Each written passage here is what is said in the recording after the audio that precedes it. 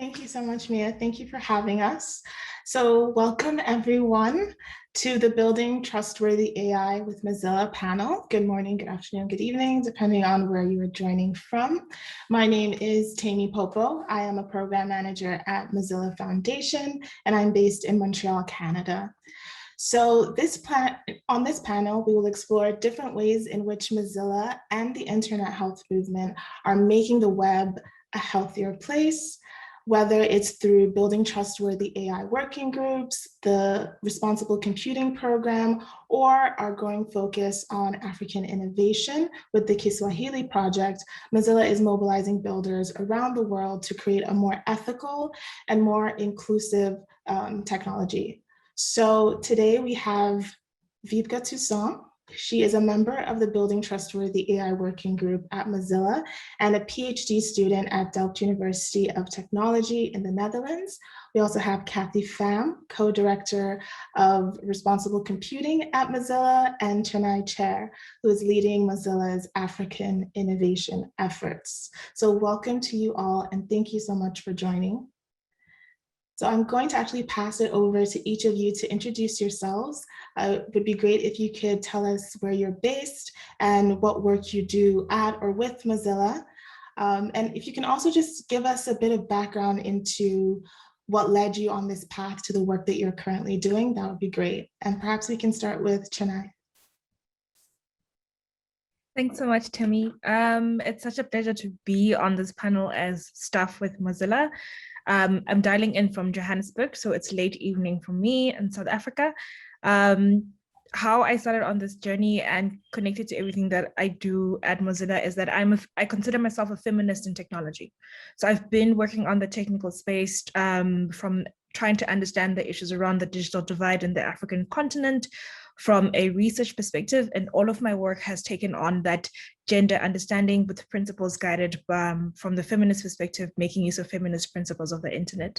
My journey into actually joining Mozilla Foundation as staff, last year, I was a tech policy fellow who specifically tried to understand the intersection between AI, privacy, and data protection from a feminist perspective, resulting in an online resource curated called mydatarights.africa, which aims to actually map out gender issues in relation to AI, privacy, and data protection, and thinking about like what can be done to ensure that we have innovation that works taking into account the gendered inequalities and social contexts we exist in. Currently, my role at Mozilla is to support the work around Africa innovation. And today is exciting because we actually launched the Common Voice Project focused on building the Kiswahili dataset. So that's part of that initiative of breaking down the language barriers that I found in tech. Thanks, Temi. Very, very interesting background. Kathy, can you tell us about yours? Yeah, thank you. And so thrilled to be here and get to follow that. I am Kathy Pham. I am calling in from Boston, Massachusetts in the United States.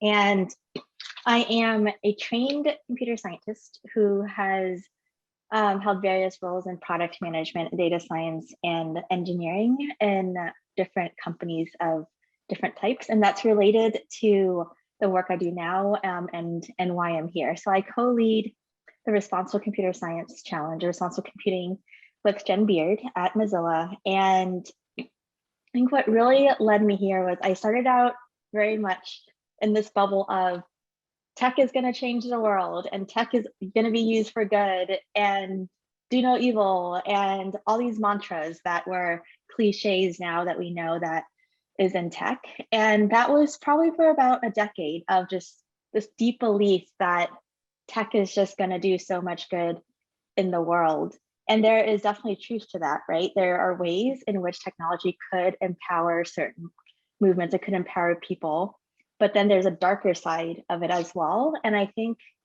we're so often, I think back on my training in computer science and just the culture of tech, we're so often blinded by it. We don't see it. We're not trained to think about unintended consequences.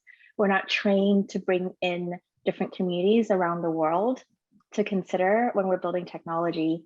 And I think it took about a decade in the private tech sector about 4 years in the federal government in the US, building out a new tech startup inside government, and then being around so many brilliant scholars of history and anthropology and race and gender and philosophy and so many others at the Berkman Center at Harvard, to really think, oh my gosh, tech has to be interdisciplinary.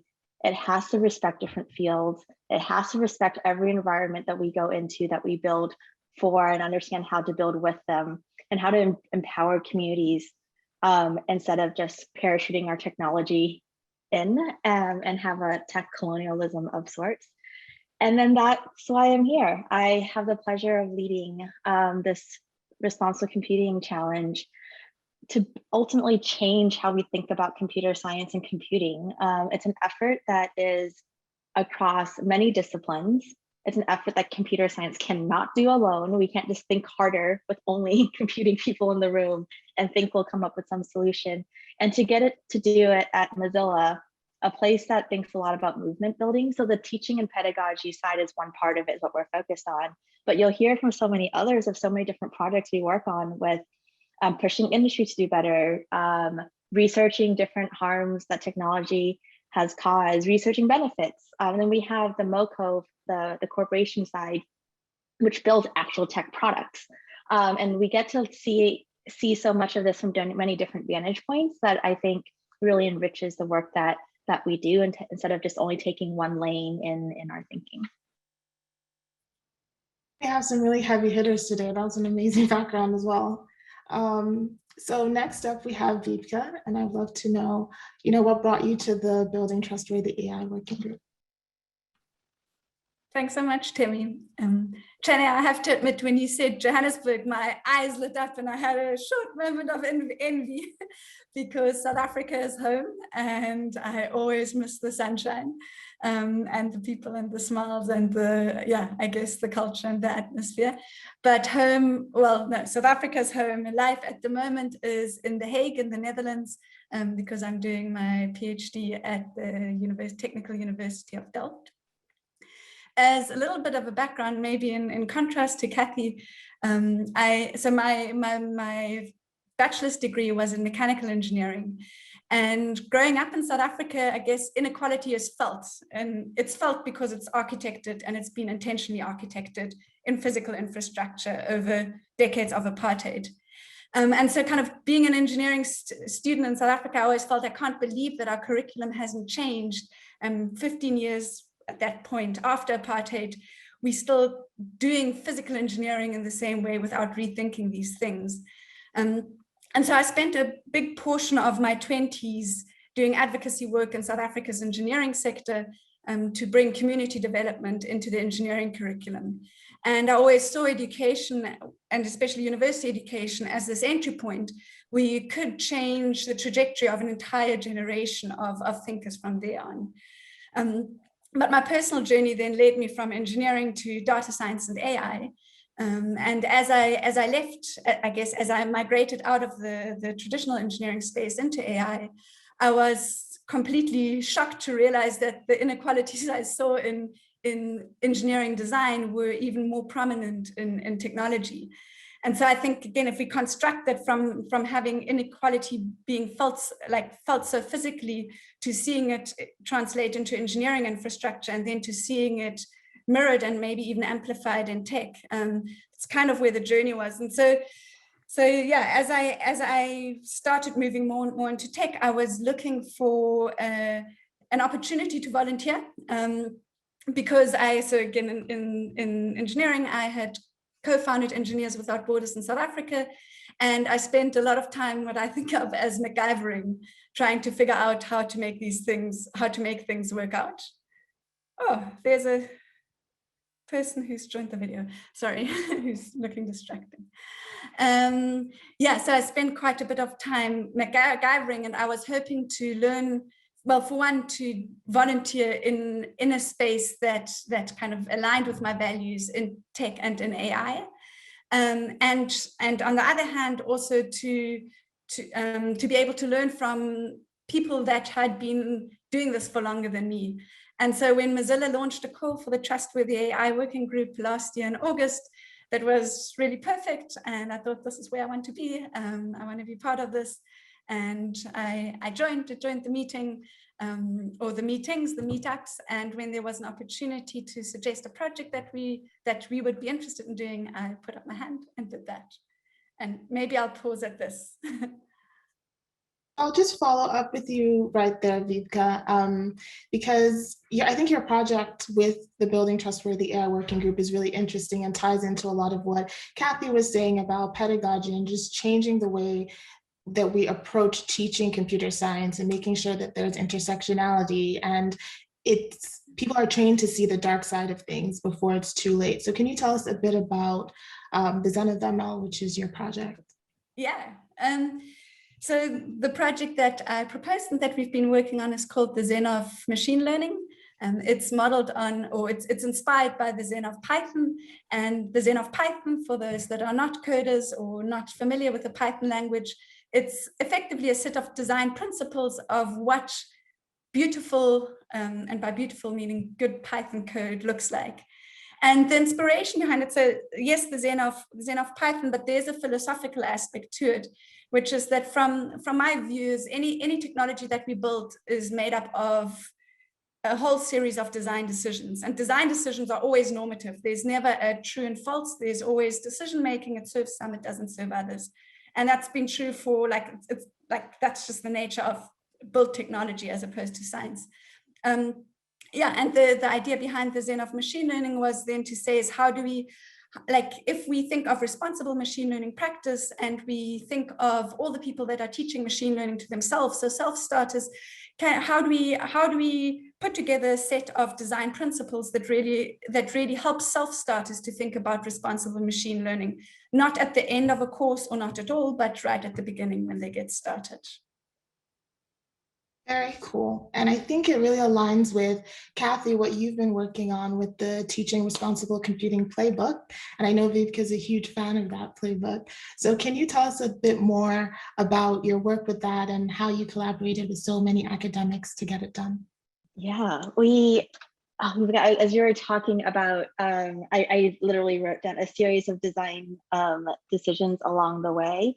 And that's basically what so many members of this cohort are thinking about. So we've been so lucky to work with 19 colleges and universities to just really rethink what even is teaching responsible computing. And we also were very lucky to have a pretty interdisciplinary different group ranging from community colleges to public schools to liberal arts universities to Ivy Leagues to really challenge each other. And this playbook was really just meant to be all the things we kind of wish we knew when we started this journey of teaching responsible computing. And what that looks like is, how do you have difficult conversations? How do you bring in topics of race, equity, and justice into the classroom, especially if you are not from any community that's ever been marginalized ever? And those conversations are really uncomfortable. How do you pick which classes to even start with? That point, there are these core classes that you take in computing, algorithms, data science, etc. And a lot of times those classes are still very much, you learn how to build, but that's about it. And if you care about like society or human computer interaction or user experience, that's the extra elective stuff. And so how do you weave that into each of these classes? And the playbook kind of gets at, how do you pick which classes? How do you convince other faculty members? How do you manage your teaching team? So it's really meant for other academics looking to do this work. And weave throughout that are examples of how these 22 colleges and universities have done them. How Buffalo chose different introductory classes versus senior design classes, how role-playing games in Atlanta played a big role, how a couple of universities work in an interdisciplinary manner, which is really hard in academia across 3 different colleges and universities to come up with rethinking carbon emissions and AI and tech, and how, and a big one that one of them think about is, how do you make these lessons stick? Going from the first introductory class your freshman year when these students are only 17 or 18 years old, which is very early in the adulthood of life, right? It's taken some of us a few years or decades to start to really understand some of these implications of technology. So how do we go from that to 4 years later, having some scaffolding and understanding and making it stick along the way, so that by the time they graduate, their senior design project isn't something like, yeah, I heard all those things, but I just really want to build the next social media network without taking into account any of those considerations because they don't stick. And then I think the added part to the next part of that is, so then how does that look like in industry when they actually go to work? Because we want them to think about, if they're writing another piece of algorithm to do something, they're writing a little piece of code, if they're picking a data structure for gender, instead of going with the Boolean that is on or off, they think of something much broader because it's not just yes or no. There are all these small decisions that make up the big thing that you ultimately see. So how do we help students get to those small decisions, and then help faculty understand how to teach that and have those conversations and make it stick? And that's where the responsible computing challenge has been. It's been just such a brilliant, fantastic collaboration of about 20 colleges and universities to really rethink that topic. Thanks for sharing that. And for anyone interested, we've posted the link to the playbook in the chat. So Chenia, you are no stronger to collaborating either. Can you tell us a little bit about the Kiswahili Project, how it started, what was the impetus for it, and how it's going? You're on mute. There we go. So sure, thanks so much, Temi. So the Kiswahili Project started off as, in addition to a language project that had been done last year, which was the Kenya, Rwanda, and Luganda work. And just a little bit of background about Common Voice. It was just that idea of understanding the need to diversify and democratize the voice space, because clearly what's out there is the data is held by big tech companies, it's not open source, and there's a sense of more data extraction than it is contribution by the community and ownership. So Common Voice then was started as this idea of diversifying the space. Now, with the African languages work, the recognition is that the big tech companies that are currently out there within the voice technology space actually do not serve African languages as of today. So I might stand to be corrected, but there isn't any of like the Siris, the Amazons, and the Google Homes that actually have an African language. And then in addition to that, issues around bias when it relates to accent, where one has to like change how they speak so that the system can actually understand what they're saying. And also we know that it works better for women than it does for men than it does for women. So these are things that we knew were an issue when it came to voice technology, but also understanding that as we move on to interacting with these technologies, speech is going to be very powerful. So the Kiswahili Project was launched as one of the issues that we know, as thinking about it as a way of trying to figure out, could we serve underserved communities by creating the data set on these languages and then having it open so that innovators, researchers, and other communities can actually make use of the data set to develop solutions for marginalized communities, or for just generally thinking about the use of tech. We were fortunate enough to have funding from the Gates, GIZ, the German funding institution, and FCDO, a UK institution, to allow for us to actually build up this project over the next 3 years, which will see bringing in key staff such as myself, and also 3 fellows, which will include a machine learning fellow who's actually been working in the NLP community for a long time. She's been leading this, Kathleen Simunyi. And then we've also brought in community engagement fellows, because it's the important part about this is that you want communities to have a sense of ownership, and you want to include them, and you want to nuance for context, because Kiswahili is not like a homogeneous language. It's diverse in the way that it's spoken, the accents, just the understanding in terms of particular context. So we've made sure that we've got community engagement fellows who will be working towards collecting the data and working together to curate the data, and also make sure that the data set is representative. That's the part we're thinking about in terms of like the issues around bias and discrimination right from the beginning in terms of the design.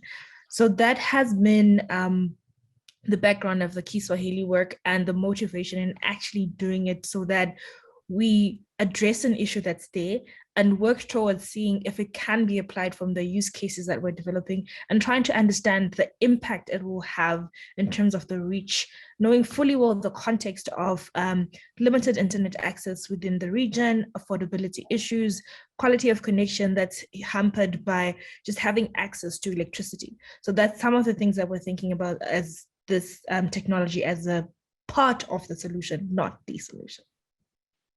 Yeah, I love how you're kind of thinking about all the different aspects that go into voice technology. I've always been cognizant of like the accent piece, but I really wasn't cognizant of the male-female thing until I moved in with my fiance. And like, I feel like my voice assistant disrespects me daily because she answers him and not me.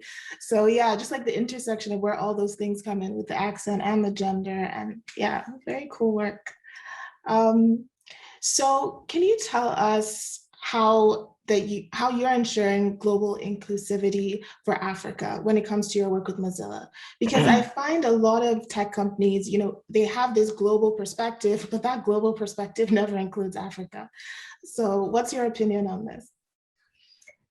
So as a big critic of any tech company because of where it's located, like your address tells me how much you care about Africa. I think for me, the big thing, and even when I was joining Mozilla, the question has always been thinking about the intentionality of the work. Like if you are going to be engaging the African continent, how will you be doing it? And are you conscious of your own bias in terms of who you are as potentially a white man in a room who will, like African governments may listen to you better because that's who they respect? Or at the same time, are you also recognizing that even if you're going to bring on African staff as a way to make sure that you've got representation, is the environment safe enough for us to actually fully engage and speak as experts on our own issues, not to be brought in as like the token hire into the room?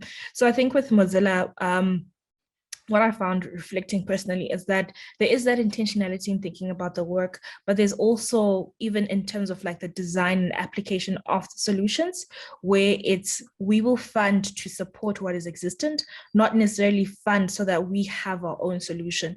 Even the partners on the Kiswahili project are fully aware of what it means to engage as funders in the technical space who have a particular project that they want to see succeed, whilst recognizing that there are other issues and priorities that other people might have. I always frame the conversation around AI within the African context, that it has to be access plus AI. You can't simply just talk about artificial intelligence or digital rights without thinking about it from that very beginning of the access perspective. So everything that you're doing has to be connected on the spectrum. So that's another way of thinking about that, global engagement. But I think a lot of it also is that Mozilla doesn't have all the answers, right? So this is also that learning space of how are we going to do this? And then this speaks to the work that we're doing as the Africa Maradi Innovation Team, where it's about movement building and actually carefully planning how this is not Mozilla's first foray in working with the African continent, and mistakes were made in earlier engagements. So in this instance, is thinking about how do we intentionally plan and engage and learn from the community that's already there, so that what we do is something that's sustainable, it's something that supports existing communities and builds up knowledge and capacity, and also later on designs to figure out how best do we support and how best do we then exit the room. We've been doing it with the fellowships and awards, but I think it's time to just really do it in a way that's more stronger and more viable, and doesn't make it seem as if it's okay, we found a new frontier and we're now going out to Africa, but more so thinking about it in terms of it's something that's already existent. How do we bring our strengths to support what's already going on? So that movement building aspect. Very good point. So I saw a lot of head nodding as you were speaking. And I think that's because all of you have touched on creating a space for underrepresented voices. So Chenia is quite literally doing this with Common Voice. But Kathy, how do you center underrepresented voices with your work? Yeah, I was nodding so many different points around understanding access, and also Mozilla not knowing all the answers, and how we have to constantly learn and try. And I think a big part of that is having a culture in any of the companies or organizations we're in, that the moment we realize we've made a mistake or there's something wrong or we've missed a voice, there's the ability to immediately pivot or immediately say, oh, how do we now put weight behind that and change? I think the tech sector for a long time has generally been in the category of, yeah, we'll worry about it later, or not our problem, not worrying about it now, and then intentionally or either unintentionally at some point leaving out underrepresented groups, then later on intentionally leaving out different groups because it's too hard to either shift or change, or at that point it's too late because you haven't hired enough people to focus on a certain region of the world and you're causing a lot of damage in those parts of the world. With responsible computer science, we started out by so the first phase of the Responsible Computing Challenge, it was meant to be a big, like an experiment almost, to see, is anyone even going to show over there any computing programs that even care about this? So we focused first on US-based schools for a number of reasons, and made sure we had criteria in our rubric in place such that we had a cross-cut of different types of colleges and universities. So for example, when COVID hit, it was right in the middle of the challenge. There were schools that just assumed students were going to go online and get on Zoom, which sounds crazy for people who think about this, but is normal for people who don't. And immediately there were folks in the cohort that were like, our first thought was to send our students home with flash drives because they just don't have internet where they are. Or our university is negotiating with the local town to get internet access for our students where they live because they just live in certain parts of the country that have very little access. And so I think that's just a living testament to having some level of different and diverse voices in the room. It's not just to say, you know, oh, we have the different colleges and universities. It's like the day-to-day interactions people have with each other. So there's no longer like a hard lift to go and try to understand a particular concept. There's just someone else around to help us understand something that people maybe have as lived experiences, and someone else has like as a case study that they just study or think about in the classroom. I would say that areas we have to expand on in the next phase, the Responsible Computing Challenge, is to think on how to bring on a more global community, and then specifically how to support HBCUs, historically Black colleges and universities in the United States, as well as potentially other minority serving institutions. Right now, we have a global community of practice for teaching responsible computer science. So it's a community of just people across the world. A lot of them are computing faculty, but also in other disciplines as well, who care about or think about what teaching responsible computing is. And we're looking to continue to grow and expand that. And that's on our Responsible CS website as well. Thanks, Kathy. So Vipka, you've also been doing some head nodding, so feel free to add in any thoughts that you have. But my question to you is specifically around, your focus on self-learners with the Zen of ML. So someone, pursuing a PhD in machine learning and having gone through academia to get your knowledge and skills, why do you think it's so important to teach self-learners responsible ML? Thanks so much. Yeah, the head nodding was just enthusiastic because I loved the way that Chenia was framing things. And I think especially the Access Plus AI speaks so deeply to me. So in my previous life in engineering, I used to work in household energy consumption, residential electricity.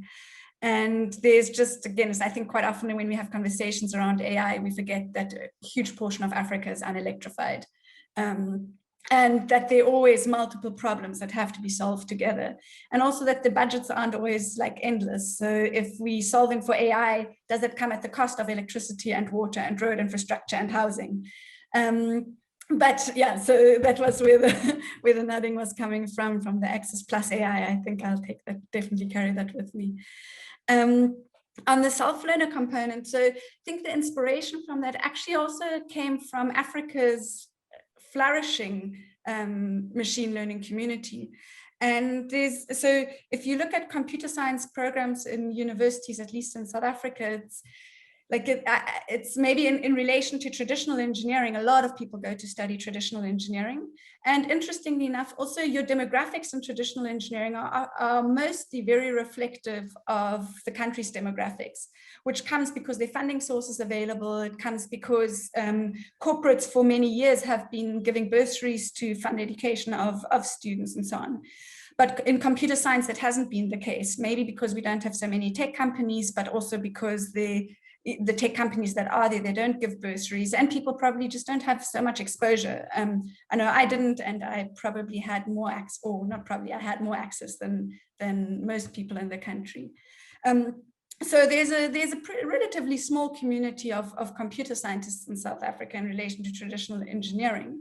But there's been a massive movement of people self-learning or learning coding through programs. And with machine learning now, both in South Africa and on the African continent, again, a huge number of people that have really taken to the resources that are available online to innovate locally on the ground and find ways of using machine learning to solve their own problems, which I think is amazing.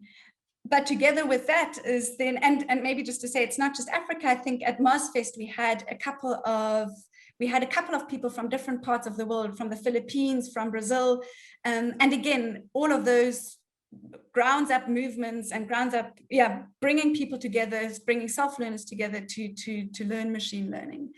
And again, I think that is a wonderful part of information technology, but also of machine learning, that it is accessible once you have a computer and access to electricity. So that's really great. But on the other hand, so kind of there's this access, fantastic. On the other hand, the academic machine learning community is more and more realizing, or well, academic and maybe corporate, that there are issues with machine learning. So it doesn't work the way that we expected. The people who get fundamentally excluded. And coming back to self-learners often end up being more in the space of application rather than theoretical technology development. And so the question then really comes as, how do we bridge that space? Because people that are wanting to use machine learning technologies for application to solve local problems, they might not expect that there's certain glitches in the technology that, I guess that you wouldn't expect. So let's say that a machine learning, so let's say with you get so machine learning models are often pretty large. Then you can compress them to make them smaller and fit them on devices. But if we have feature phones and smartphones in Africa being used and people wanting to use machine learning models there, a lot of them have much lower resources than, for example, your newest iPhones. And then starting to say, okay, how do these models change when we take them from like bigger to smaller models? Who starts getting excluded? Like do thresholds matters? Like, are we represented in the categories of the features? And so I think the inspiration really came from seeing Africa's rising community of self-learners, but also realizing that there's this gap between people self-learning for applications on the ground, and on the other hand, kind of the flaws and the gaps in the technology being recognized. This question of saying, how do we communicate the one to the other? Can I add something to that you made me think of a bit, like just the importance and power of the self-learning / what does it look like when there's a very lucrative field that we've now created a world in where only certain types of people can study and then get jobs in those fields and be in like this global minority that builds for the rest of the world. And that field is like right now computing. And there's a great book, Programmed Inequality, that looks at ways like the moment when the field got popular or lucrative, it pushed out a ton of women and people of color, when computing started out actually as predominantly women. And also Dr. Jasmine McNeely the other day had reminded me that we so often talk about, participatory design, which is great, and how do we build more inclusive design and bring communities to the table. But also a very important conversation is, how do we just empower people to build for themselves and not have this view of us in the West building for the rest of the world in a more responsible way, which carries with it its own its own complexities as well. So yeah, thank you for bringing that up. Yeah, thank you, Vipka, for that answer, and great ad, Kathy. So I just want to let the audience know, if you do have questions, you can post them in the chat and I'll be sure to ask the panelists for you. But I wanted to talk a little bit about community, because it seems in all of your work, community is quite central to how you create. And it seems like your communities are mostly women-led, or at least have very strong female voices at the helm.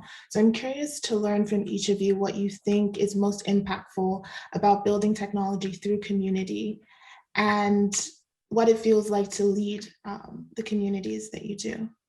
And we can start with Chenia, because I also wanted you to just add a piece about the feminist AI work you've done before, and talking about bringing feminist perspectives to technology. Mute. There we go. So thanks, Temi. I guess I will like pull my answer together in that reflection, because in thinking about feminist principles, it's really about thinking about context and community. So my work in terms of like bringing in a feminist lens into the AI work really was inspired by a hodgepodge of feminist approaches that have really been coming into the forefront right now when thinking about tech. So your work around data feminism by Catherine Ignacio and Lauren Klein, the theories around intersectionality, Kim Bell-Crenshaw and Patricia Hill-Collins, as well as Dr. Sylvia Tamale, who actually wrote a book on Afrofeminist futures, and it was talking about data and intersectionality, and then also Afrofeminist futures. This is a recent project I did with my colleague called Nima Ayer from Policy, where we're trying to understand how feminist movements across the African continent could make use of data. And initially it was really thinking about like digital data within the tech space, but what we found out was like all data in terms of like, you know, your traditional quantitative and qualitative data onto your digital data. So bringing in a feminist perspective into my work has really been about moving away from centering the technology to actually centering the communities. You know, it's sort of like, I started up in this space from an ICT for D, information communication technology for development. And the biggest criticism around ICT for D was it was looking at the solution from an ICT perspective and asking everybody to like come along with it. So we'll put up, you know, we'll give all the women pink telephones, and that's the way we close the gender digital divide. And what the feminist principles and way of thinking was more so, how do we center it in a way that, you know, recognizes the inequalities that are already there, like the work that Vipka was talking about that she had done within like the engineering community, recognizing how that was already placed in those structural inequalities, and then thinking about it more so from a community perspective. My cultural background, the way that I have interacted in society has been from a community perspective. It's been about being raised by the community. Even like the philosophy of Ubuntu from like the cultural lineage I belong to is I am because other people are. So then when you come into the tech space, it seems as if community is completely disregarded. It's about the individual. It's about, you know, like that idea that Kathy talked about, like making sure that there are particular kinds of people who succeed. And if you don't fall into that bracket, you're not going to be in it. I'm a social scientist by training. For me to actually be in this technical conversation is because there were people who were willing to move away from just having someone who studied tech into the conversation, but actually thinking about it from like an intersectional and ecosystem perspective. So by those feminist guidelines and the feminist principles of the internet was something that was done by APC Women's Rights Program. So it's a collective movement, everybody contributes to it, and they get redesigned after a couple of years as a framework. Centering community in that instance is more so about thinking about like, who am I designing for? Am I designing with them? Am I thinking about putting together a solution where it actually really just ends up being, it sounds good on paper, but when actually applied, it does not make sense in that particular context? And also thinking about, am I supporting what's already existent, like the infrastructures that are there, or am I coming in from a perspective of I know it all, so the God's eye view that Donna Haraway talks about, which is often in tech. So when I think about community, I think about it in that way, but I also think about it from that position of what right do I have to engage with this particular community. And that, I think, is more so that responsible part about the technology in terms of like, it allows one to not just come in and say, they don't have electricity, so I'm going to give them electricity, when maybe there's a reason why they are thinking about like electricity or trying to solve it as a multitude of issues. So in terms of thinking about the last part of the question of like, these communities being led by women or leading this initiative of women, I think it's also just recognizing that it's a challenge because it's exciting because, of course, you're in a space that empowers you and recognizes that you can do it because I've got my Mozilla hat on.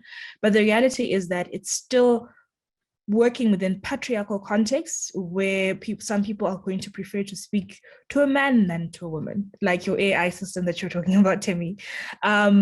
And also just recognizing that there are certain cultural practices cultural nuances and practices that may limit how people actually interact with the knowledge that you develop.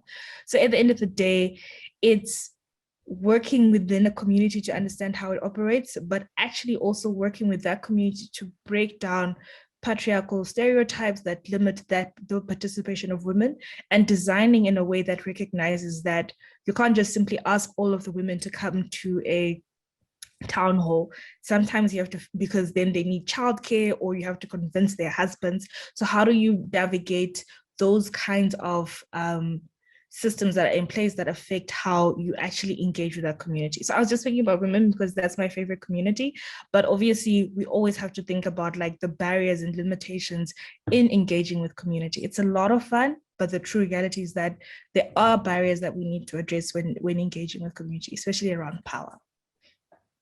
Very insightful. Thank you, Chenia.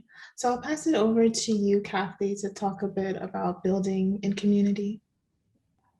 I really want to pull on the thread of communities and power and the intention it takes to build community. There's so much there. I'll speak about it in terms of the responsible computing initiative, but in general, I think this is something that applies to so many communities. There are so many power dynamics within all communities.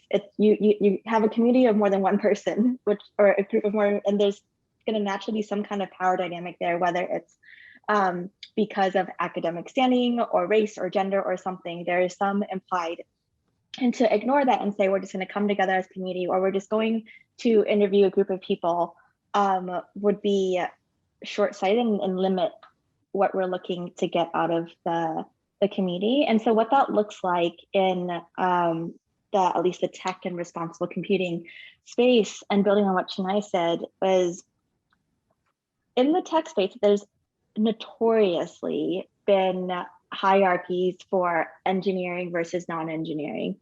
In some tech companies, there's literally a field in the HR system that labels people as engineering or non-engineering. So everything else that's not engineering is non.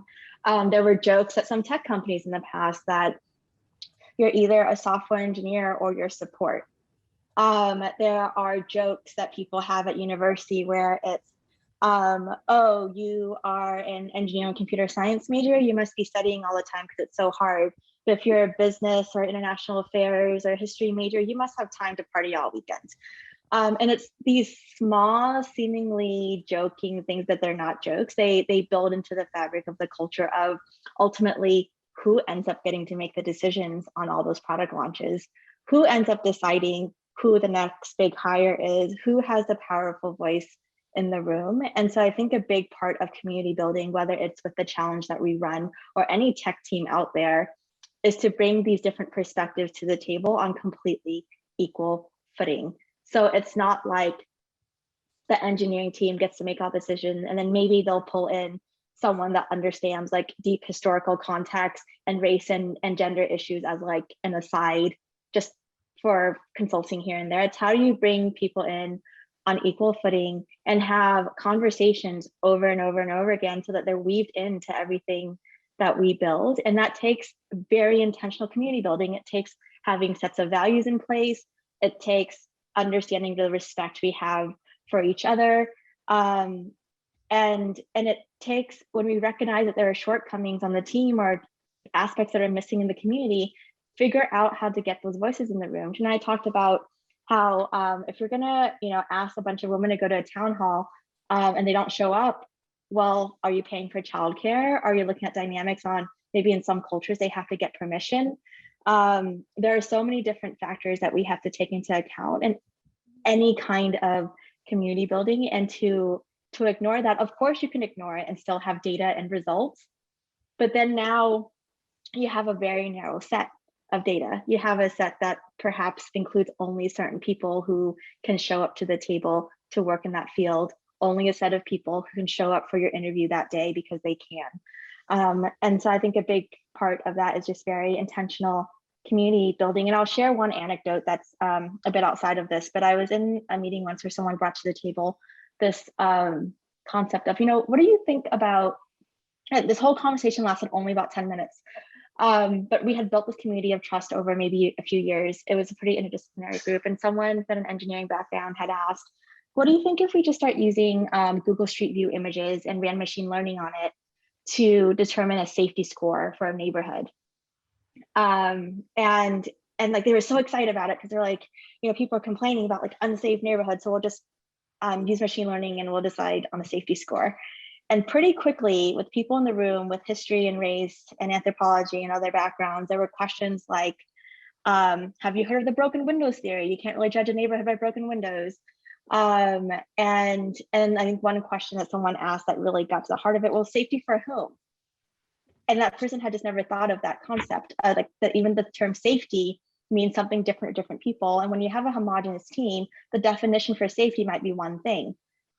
And that completely changes the way how we build technology. So I think in summary, it's community building is intentional. We have to recognize power structures, and we have to build in scaffolding to put those power dynamics in check, or else no matter how many people you bring together, some of those voices are either going to be drowned out, they end up leaving the companies, they don't show up for interviews, they can't make it, et cetera, et cetera, et cetera. Very important points on being intentional. Thank you, Kathy. Vipka, I know with the Building Trustworthy AI working group, you had to like assemble a team, or it was kind of self-organizing. So how did it come together, especially with people from all different parts of the world that you had never met in person? Yeah, the Trustworthy AI working group definitely helped a lot with that. I think there's always benefit if there's somebody who can be your aggregator and bring interested people together, and from there you can kind of subdirect people into different projects that they're interested in. I think what was a challenge for us particularly, and I still see that as one of the core challenges of, let's call it more technical, like of bridging the participatory and the technical aspects of technology. And so saying that the people who are really we had a lot of people that were really enthusiastic about the Zen of Machine Learning and who really felt that responsible machine learning was important. But who came from different backgrounds. So there was from software engineering to ethics and philosophy to, I guess, community building. So people with all, to law. So people with these different backgrounds wanting to contribute. And the question then comes is, how do you build, in our case, let's say, design principles that are a valid product, even if it's just a list of design principles. How do you build a valid product, build on expertise while also being inclusive to the people that are around the table? So I think that to me is it's a really interesting question of bridge building. How do you bridge these spaces between the technical and the participatory? And I think in our case, what it ended up making us do is letting go of some of our initial goals. Okay, cool. At least when we started. So we ended up. Uh-oh.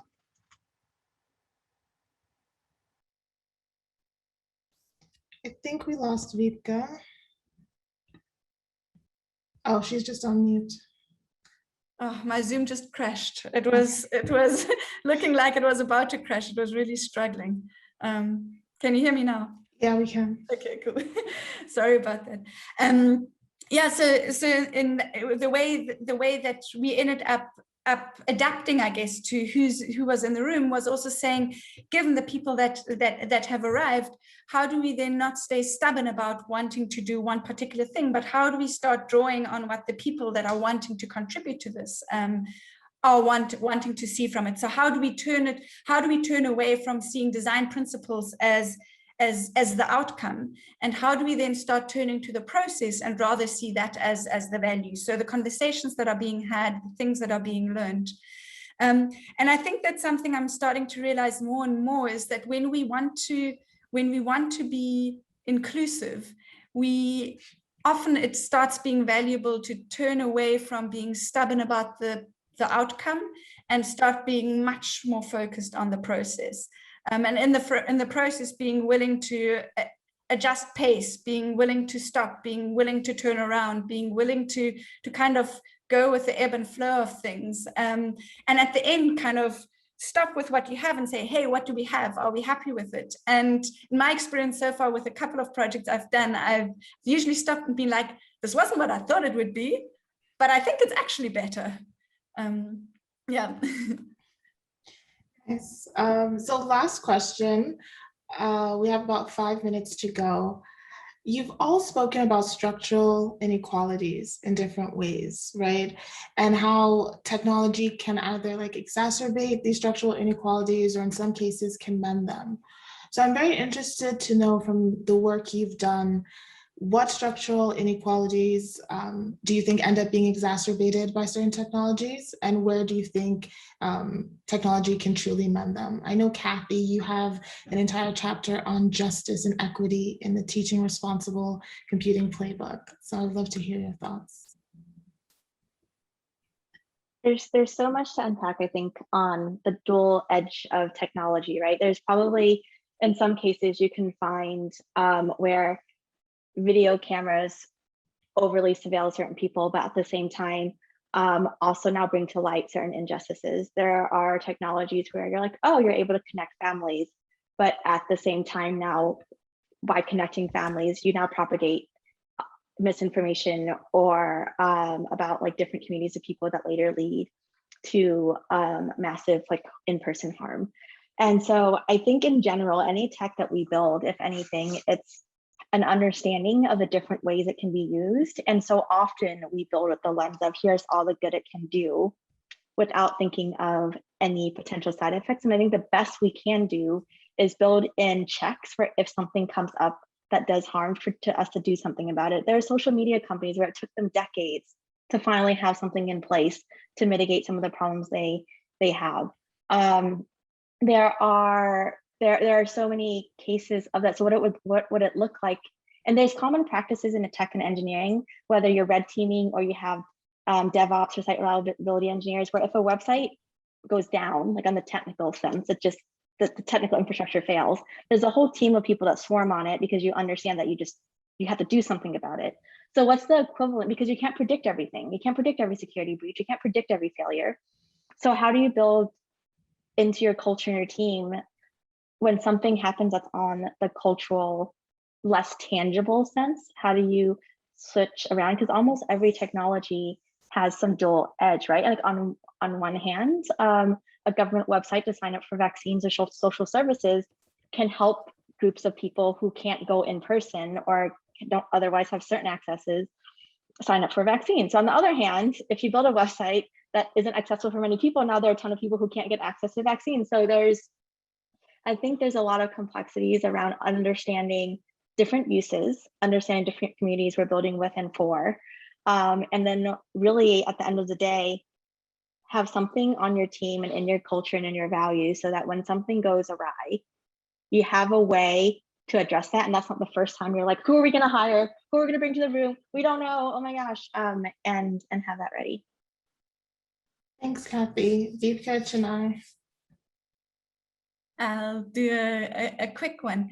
I think what would help a lot is to start moving away from monopoly viewpoints. And I think the moment we stop thinking that there's only one company that can solve something or only one one technology that can solve something, but that we realize that problems are almost always, well, probably actually always localized, contextualized, and that having many solving something and many solving same things in different ways to suit different people in different kind of ways probably makes us all richer. I think would be a great way forward. So yeah, I think less monopolies. And I think for AI and specifically, I think having less magical thinking would also help, because then we can start treating AI like a technology and not like magic, which means we can fall back on a lot of technology knowledge that we've built up over decades, and we can start really being more rigorous around how we tackle it and how we scrutinize it. That should be on a t-shirt. Less magic. Yeah. So Chenia, do you have anything to add? If not, do you? Go ahead. Yeah, I just wanted to quickly add or re-emphasize the point that Kathy talked about, like when you're talking about inequalities and trying to address them, it's about having the people who experience these inequalities actually part of the solution, but also part of the solution in a way that they have the power to actually shift the conversation.